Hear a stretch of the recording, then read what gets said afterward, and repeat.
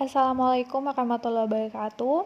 Terima kasih atas kesempatannya. Di sini kami dari kelompok 1 akan mempresentasikan hasil diskusi kami atau materi kami dengan judul Konsep Kebijakan Manajemen Bencana.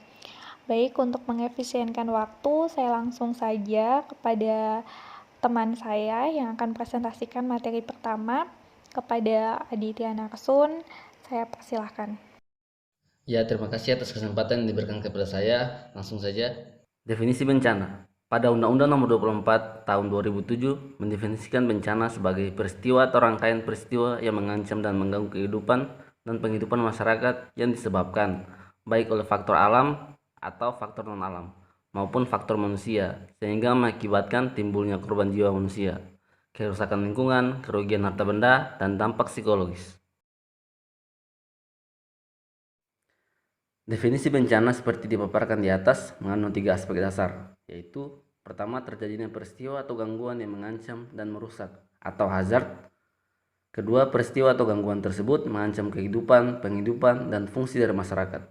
Ketiga, ancaman tersebut mengakibatkan korban dan melampaui kemampuan masyarakat untuk mengatasi dengan sumber daya mereka.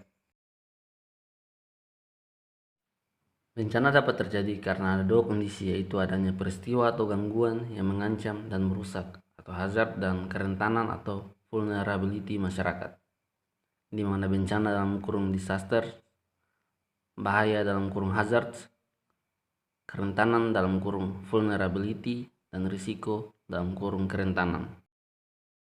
Oke, baik. Selanjutnya model manajemen bencana, di mana manajemen bencana di sini diketahui melalui apa sih bencana itu, yang diketahui munculnya sebuah kejadian luar biasa atau yang dikenal dengan hazard pada komunitas yang rentan atau yang disebut dengan vulnerable, sehingga masyarakat tidak dapat mengatasi berbagai implikasi kejadian luar biasa ini, sehingga dibutuhkan yang namanya manajemen bencana, yang pada dasarnya manajemen bencana ini memiliki tujuan untuk menghindarkan masyarakat itu dari bencana, baik untuk mengurangi kemungkinan maupun untuk mengatasi kerentanan terhadap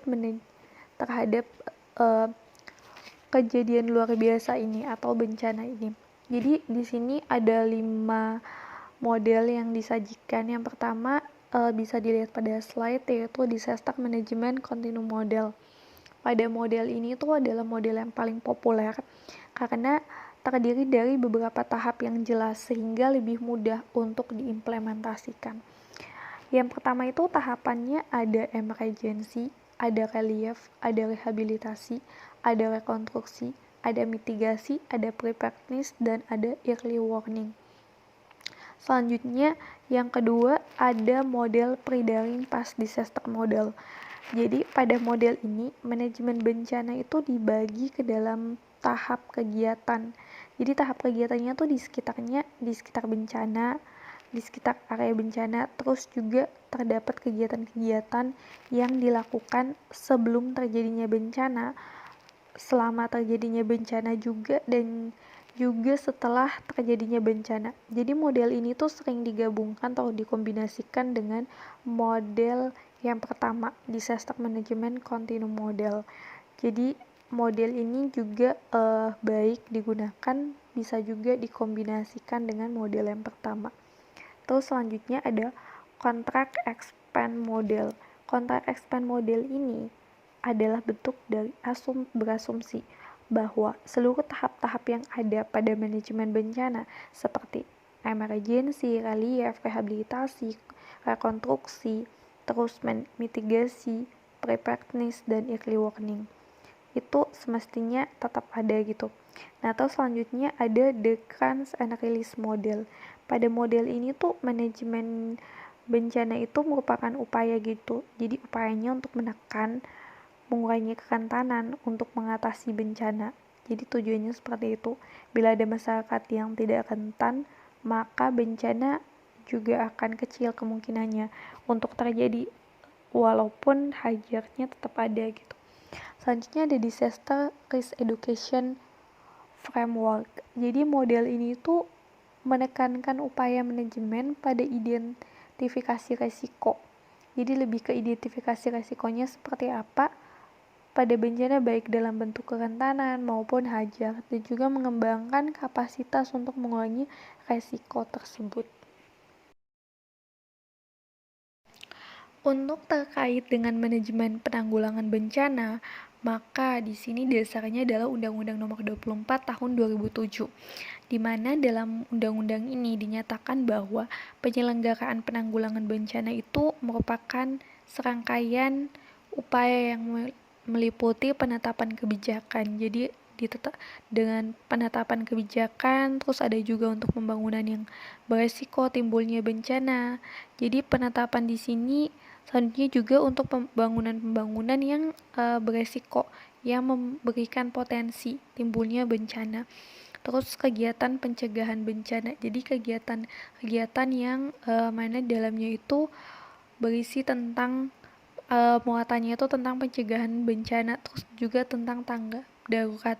Jadi yang tanggap darurat ini memang dibutuhkan dalam manajemen bencana ini. Terus selanjutnya ada juga rehabilitasi. Rehabilitasi ini memang diperlukan untuk mengembalikan psikologis orang-orang yang terpapar bencana atau yang mengalami bencana, untuk mengembalikan psikologis mereka. Terus selanjutnya ada rumusan penanggulangan bencana dari undang-undang tersebut. Jadi ada mengandung dua pengertian dasar, yang mana penanggulangan bencana ini sebuah rangkaian atau siklus gitu. Jadi penanggulangan bencana itu juga serangkaian kegiatan yang dimana juga itu disebut dengan siklus. Terus penanggulangan bencana ini mulai dari penetapan kebijakan, pembangunan yang dasari dengan resiko bencana.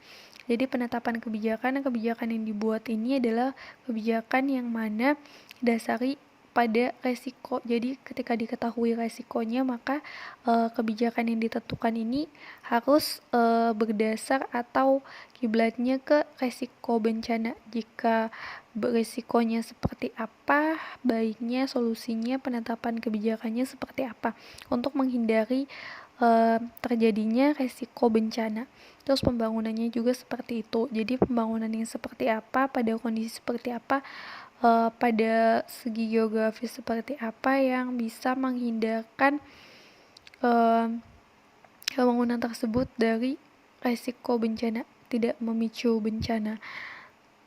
Dan juga kegiatan yang berorientasi pada pencegahan bencana, juga tanggap darurat itu memang sangat diperlukan pada kegiatan bencana. Terus juga rehabilitasi. Untuk kegiatan tanggap darurat bencana, di mana tanggap bencana ini merupakan suatu kegiatan yang diambil secara cepat. Jadi menyusul dengan terjadinya suatu peristiwa bencana, tanggap bencana ini merupakan suatu kegiatan terdepan yang sangat cepat untuk menanggapi bencana. Jadi penilaiannya itu termasuk dari kerusakan, jadi bisa diidentifikasi kerusakannya apa-apa saja, terus kebutuhannya, damage dan needs, serta assessment gitu, penyaluran bantuan darurat, terus upaya pertolongan dengan kebersihan lokasi bencana. Jadi emang pada tanggap bencana ini memang harus namanya juga tanggap bencana, jadi emang lebih kerjanya harus lebih cepat dalam mengidentifikasi maupun memenuhi kebutuhan yang diperlukan sebisanya. Terus selanjutnya ada tujuan dari tanggap bencana ini menyelamatkan kelangsungan hidup manusia itu sendiri, ya tentunya menyelamatkan karena dengan kegiatan dengan upaya yang cepat, yaitu dengan tujuan memang menyelamatkan. Terus selanjutnya adalah mengurangi penderitaan korban bencana, ya tentunya mengurangi dengan memenuhi kebutuhan mereka, terus meminimalkan kerugian material. Jadi bagaimana mereka mengupayakan untuk meminimalisir atau meminimalkan kerugian material pada lokasi bencana. Terus selanjutnya ada rehabilitasi. Rehabilitasi ini atau kegiatan yang membantu korban bencana untuk kembali pada kehidupan normal. Jadi kegiatan-kegiatan ini selain mengembalikan psikologis atau kehidupan mereka yang normal, yaitu diintegrasikan kembali pada fungsi-fungsi yang ada di dalam masyarakat. termasuk di dalamnya korban bencana, yang dalamnya termasuk trauma psikolog, terus misalnya psikologis, misalnya renovasi atau perbaikan sarana-sarana umum yang biasa mereka gunakan. Terus juga tempat penampungan sampai dengan penyediaan lapangan kegiatan untuk memulai hidup yang baru. Jadi bagaimana menghidupkan kembali suasananya itu juga diperlukan. Terus selanjutnya ada rekonstruksi. Jadi pada rekonstruksi ini juga kegiatan untuk mengembalikan situasi seperti sebelum terjadinya bencana. Jadi atau kembali konstruksi, kembali mengkonstruksikan. Jadi untuk perbaikan-perbaikan ya harapannya seperti sebelum terjadinya bencana. Jadi pembangunan mulai dari infrastruktur, menghidupkan kembali akses-akses sumber-sumber ekonomi. Terus perbaikan lingkungan mereka juga, karena tentunya jika mengalami bencana, pastinya lingkungannya pun abnormal sehingga perlu diadakan perbaikan. Jadi rekonstruksi ini tuh bertujuan untuk mengurangi dampak bencana dan di lain sisi juga memberikan manfaat secara ekonomis tentunya bagi masyarakat. Terus selanjutnya ada preferensi. Preferensi ini serangkaian kegiatan yang direkayasa. Jadi tujuannya direkayasa ini untuk menyediakan sarana yang dapat memberikan perlindungan permanen terhadap dampak peristiwa alam, yaitu rekayasa teknologi dalam pembangunan fisik. Terus selanjutnya upaya memberlakukan ketentuan-ketentuan regulasi memberikan jaminan perlindungan terhadap lingkungan hidup. Jadi pada preferensi ini juga memberikan pembebasan lokasi rawan bencana kepada masyarakat dari pemukiman penduduk, pembangunan saluran pembuangan lahan. Jadi emang mereka memberikan pembebasan lokasi ini dengan tujuan dari pemukiman masyarakat yang berisiko ke tempat yang lebih aman. Terus juga untuk perbaikan pembuangan lahan, yaitu untuk meminimalisir resiko bencana itu sendiri. Jadi seperti pembangunan kanal, pengendali banjir seperti itu, dan relokasi penduduk tentunya. Terus ada juga kesiapsiagaan bencana. Jadi kesiapsiagaan bencana ini adalah upaya-upaya yang memungkinkan individu, baik individu, kelompok maupun organisasi dapat mengatasi masa bahaya peristiwa melalui struktur dan mekanisme tanggap darurat yang sistematis. Jadi kesiapsiagaan ini juga ada tujuannya, yaitu meminimalisir atau meminimalkan korban jiwa dan juga sarana-sarana pelayanan umum. Jadi seperti mengurangi tingkat resiko formulasi bencana, darurat bencana atau disebut dengan disaster plan, pengelolaan sumber daya masyarakat, pelatihan untuk warga sekitar, terus juga di lokasi yang rawan bencana. Itu ada selanjutnya ada mitigasi. Mitigasi ini merupakan kegiatan yang dilakukan sejak dari awal untuk menghadapi suatu peristiwa alam dan juga mengurangi atau meminimalkan dampak peristiwa tersebut terhadap kelangsungan hidup masyarakat atau manusia di lingkungannya.